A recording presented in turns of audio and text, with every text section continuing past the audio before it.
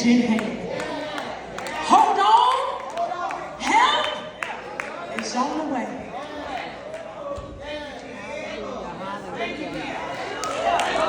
Woo.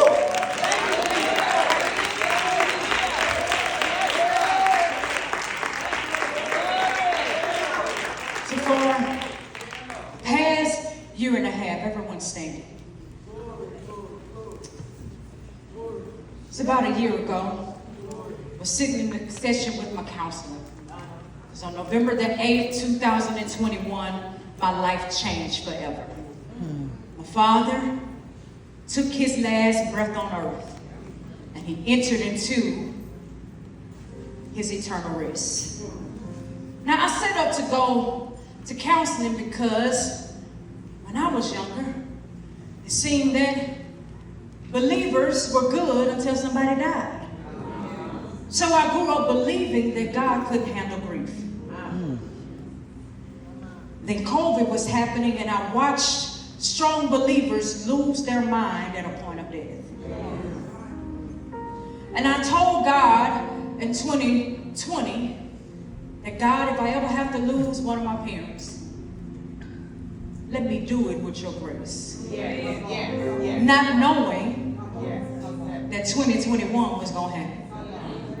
So I was sitting in a counseling session, and my therapist said, you haven't accepted your father's death. I said, no, I haven't. I don't know how. I understood that Bishop Ricky was gone.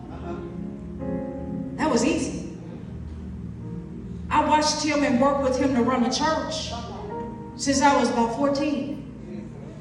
So accepting that Bishop was gone, I knew how to step into that role. But accepting my father meant that I had to take hold not only of his presence being no longer there, but of the things that he would never see. So I had a conversation with God. I call it my garden place. I was riding down the street and I was angry with God because how could you have me to accept something I didn't ask for?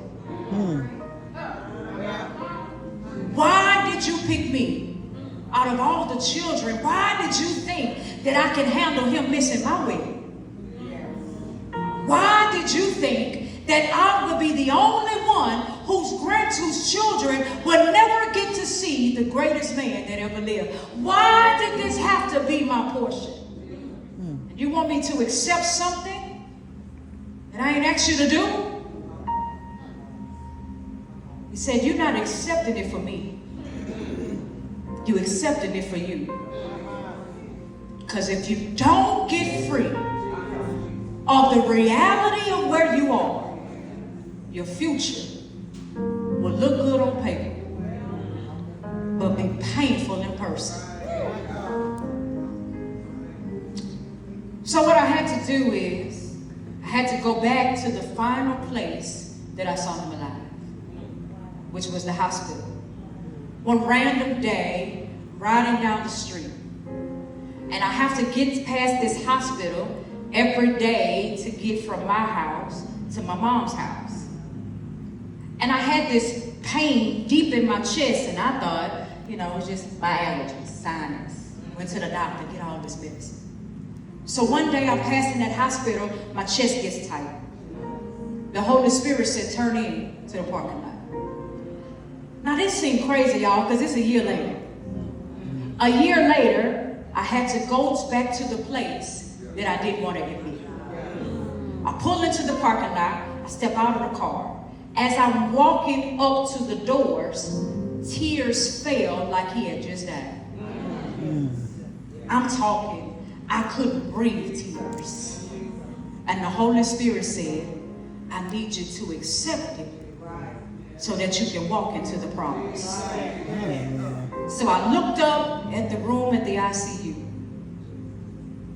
And I said, Daddy, see you later. As I'm walking back to my car, the pain in my chest that I've been holding for a year wasn't there.